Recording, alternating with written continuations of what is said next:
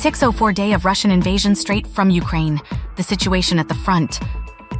Today, Avdiivka headlines the major news. Additional details emerged about the revamped Russian assault, highlighting it as their largest setback in the past year. The Ukrainian military leadership stated that the Russian army endured losses of nearly 1,400 troops and 175 armored vehicles within a day, with 65% of these casualties coming from two 5 km front sectors near Avdiivka.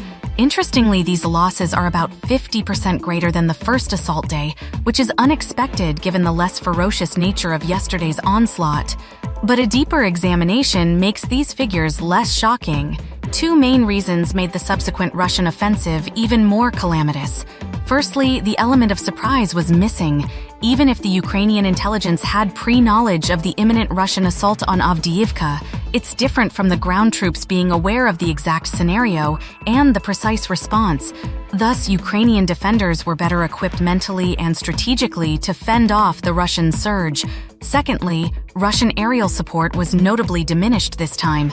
In the past 11 days, they suffered a loss of 5 confirmed jets and possibly 2 more, implying not just a reduced aerial fleet for Russians, but also an enhanced Ukrainian aerial defense mechanism. Yesterday's assault was again centered on capturing Terikon, a towering 25-meter man-made hill. The strategic thinking is, with the height under Russian control, they could dominate the entire area and progress omnidirectionally. Theoretically, Terikon, being expansive with multiple firing slots, is a logical target. Yet in practice, it means confronting a 25-meter vertical barrier under relentless Ukrainian gunfire. Post this audacious attempt, some Russian accounts claimed success in controlling the forestry before Terikon. Concurrently, Russians initiated an offensive towards Stepov across open terrains. Analyzing geotagged videos, it's evident that Russian assault groups had been enlarged by over 50%, presuming that a significant number would outlive the onslaught to overtake Ukrainian defenses. The footage showcased a minimum of 14 armored vehicles, potentially ferrying around 100 troops. These forces were deployed roughly 150 meters from Ukrainian defense lines, aiming for a safe return of their armored assets. Subsequent scenes depict some vehicles evading, while foot soldiers remained stranded amid gunfire. Without sharing the distressing visuals, it's clear that continuous gunfire pinned the troops, and a few artillery rounds sufficed to neutralize the entire unit. This was one among multiple assaults. Ukrainian scouts indicated relentless Russian offensives. To counteract, Ukrainians employed a wide weaponry range to hinder Russian advances, at times neutralizing them mere meters away from their lines. One Ukrainian defender remarked on the intensity of their counter, leading to a muted Russian activity today.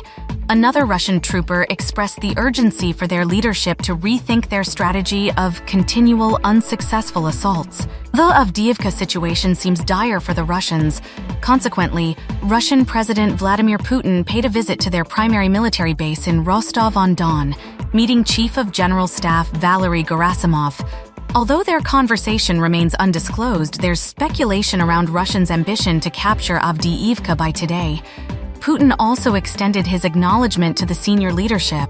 Simultaneously, Ukrainian President Volodymyr Zelensky convened with top military officials, focusing primarily on Avdiivka.